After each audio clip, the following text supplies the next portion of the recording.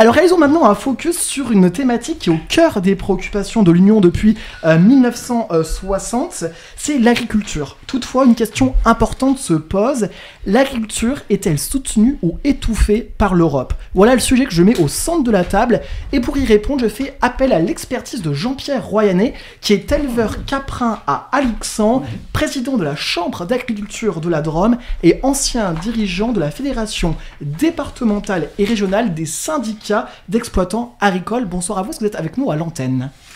Oui, bonsoir. Bonsoir. Alors on est désolé aussi pour le retard par rapport à la prise d'antenne, je sais que vous travaillez ce soir. Alors quel constat faites-vous en Europe en termes de politique agricole et environnementale?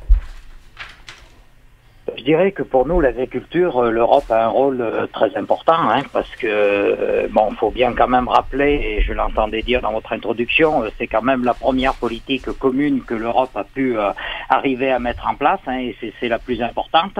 Donc depuis 1960, c'est vrai que l'Europe a pris ce sujet à bras-le-corps. Alors tantôt elle est décriée par la façon d'avoir mis les choses en place, mais je crois que quand même il y a plus du positif que du négatif sur le rôle de l'Europe sur notre agriculture. Moi, je dirais que c'est quand même hyper important. On est arrivé en Europe à pouvoir, grâce à cette politique agricole commune, à nourrir l'ensemble des citoyens européens de produits de qualité. Et ça, c'était un défi qu'on avait à relever depuis la sortie de la guerre, vous le dites quelques années après, quand l'Europe s'est créée. Et là, je crois que ça a été réussi, et ça, il faut pas l'oublier, quand on parle d'agriculture, on parle d'alimentation. Et l'alimentation, c'est quand même une arme de défense hyper important pour la population. Je crois que quand un peuple est nourri, quand un peuple n'a pas faim, on a quand même une sécurité beaucoup plus stable. Très bien. Alors pour vous, les invités sur le plateau et les chroniqueurs, est-ce que l'agriculture est-elle soutenue ou étouffée par l'Union européenne, Monsieur Labonne? Elle est soutenue. Je crois que M. Royanet a tout à fait raison de dire que le monde agricole, à partir des années 50, avec la reconstruction, a été modifié, amélioré, augmenté grâce à l'Union européenne. Ça, c'est une certitude. Par contre, on n'en a pas parlé, je le dis à M. Royanet, parce qu'il risque d'être attaqué là-dessus, donc je l'aide là indirectement, c'est le côté plutôt environnemental de l'agriculture, qui pose problème et qui entraîne des débats, on le sait, des débats polémiques. Là, il y a encore à améliorer, je crois. Vous parlez des perturbateurs endocriniens et du glyphosate. Le glyphosate qui fait la une souvent des médias, qui pose un sacré problème, c'est l'environnement. Et votre point de vue, M. Royanet, sur ces questions?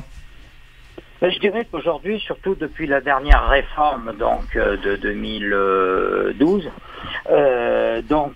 on a quand même une bonne partie du budget qui est mis sur la réforme de la PAC, qui est cité sur le verdissement de la PAC, avec des contraintes environnementales relativement importantes à respecter. C'est ce qu'on appelle tout ce qui est la conditionnalité des aides, sur la biodiversité, sur les enregistrements, sur les produits utilisés, sur les diversités des rotations des cultures et tout ça. Donc il y a déjà un gros volet qui est mis sur l'environnement.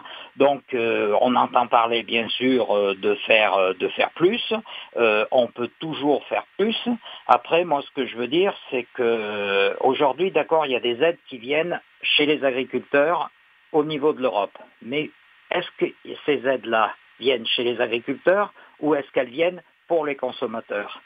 Parce que regardez le prix du panier de la ménagère depuis quand même 50 ans, il a fait que baisser en pourcentage du pouvoir d'achat.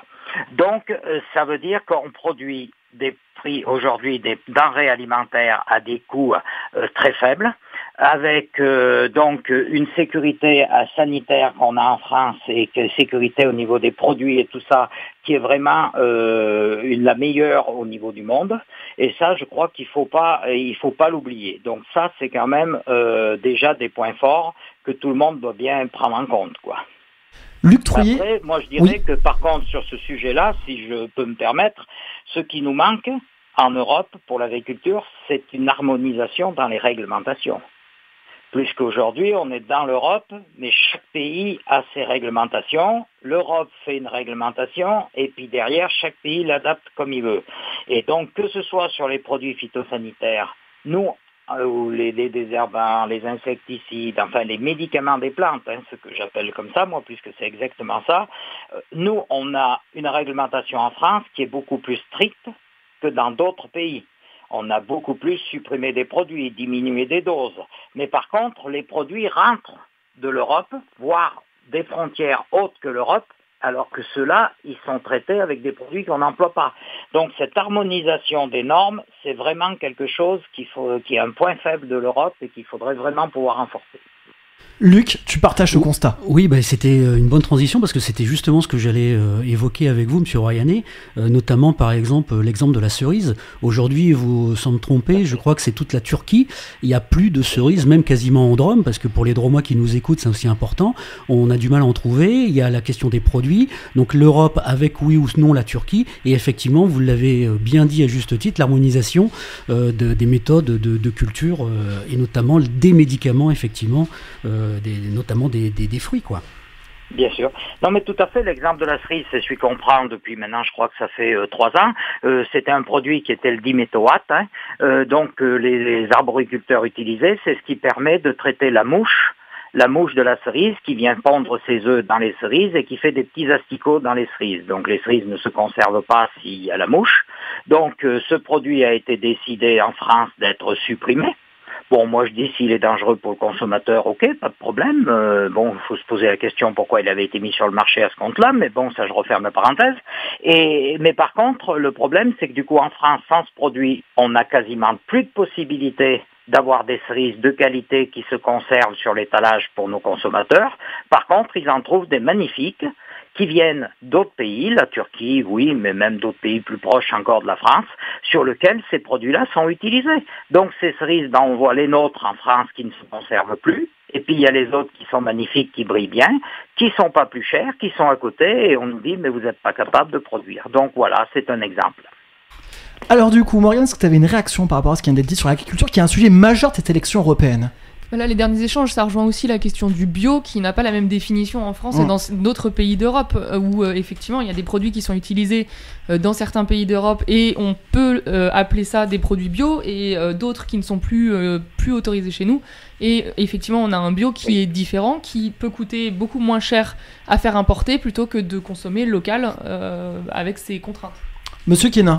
Oui, on a parlé d'agriculture. Moi, ce qui m'intéresse le plus, c'est quelle agriculture voulons-nous ? Est-ce qu'on va continuer à laisser venir un tas de cochonneries dans nos assiettes ? C'est la vraie question qu'il faut se poser. Moi, je suis pour renforcer les aides aux agriculteurs qui veulent passer au bio, par exemple. Je suis pour garantir des prix rémunérateurs aux agriculteurs en encadrant les marges des transformateurs et de la grande distribution. Je suis pour sortir des pesticides et du glyphosate et je suis pour promouvoir les circuits courts pour réduire les gaz à effet de serre liés au transport. Ça, c'est concret. Très bien. Monsieur Gudin, vous partagez ce sentiment aussi, je suppose. Absolument. Je voudrais dire que je partage complètement ce qui vient d'être dit. Je crois qu'il y a aussi un travail à faire, et là c'est pas du côté des agriculteurs, c'est plutôt du côté des consommateurs, un vrai travail d'éducation pour prendre conscience davantage de ce qu'on mange, et ça c'est quelque chose dont on peut prendre conscience tout petit, donc l'école a un rôle important à jouer. Et un dernier point que je voulais mentionner, on va négocier après ces élections européennes une nouvelle PAC, puisqu'on rentre dans les négociations du budget pluriannuel européen. Et je crois que cette nouvelle PAC, effectivement, il faut qu'elle soit axée davantage vers une transition plus écologique. Je pense qu'il y a moyen peut-être de réfléchir à la façon de rémunérer les services environnementaux dans la PAC. Et puis je crois qu'il y a aussi un accent à mettre important sur la recherche pour pouvoir sortir plus vite, effectivement, des pesticides. Parce qu'il ne s'agit pas d'en sortir sans avoir de solutions alternatives. On l'a bien vu sur la cerise, comme ça vient d'être mentionné. En plus, on fait des tests d'urine il n'y a pas très longtemps dans la Drôme. C'était des bénévoles et tous ont eu les résultats. Ils étaient tous positifs au test du glyphosate. Oui. Je peux dire un mot après votre intervention. Moi, quand je vous ai dit que je suis allé voir tous les programmes, je n'ai quasiment rien trouvé en ce qui concerne la République En Marche. Ah, voilà. Alors là, on va entrer dans une polémique. Attendez. Monsieur Quénin, je ferai appel à vous si je dois avoir un chroniqueur en prochain. Macron nous a dit qu'il voulait une Europe sociale. Voilà, tout est dit.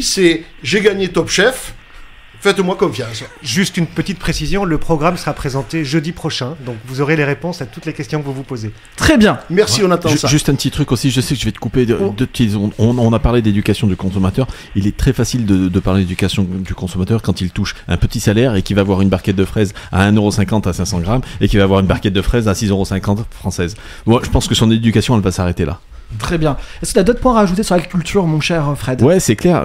À ce que je peux comprendre, on donne des aides européennes à nos agriculteurs pour qu'ils puissent, entre guillemets, ne pas produire parce qu'ils n'ont pas ce qu'il faut pour le garder. Et de l'autre côté, on autorise des produits, mais ça on le sait, mais alors depuis des années et des années, on n'a pas parlé de l'Espagne ni de l'Italie, on peut parler de tous les pays européens et même des Grecs qui, eux, utilisent des produits qui sont interdits en France, tout simplement. Très bien. Merci Monsieur Royanet d'avoir apporté votre expérience sur le domaine de l'agriculture. Merci à vous. Bonne soirée. Bonsoir.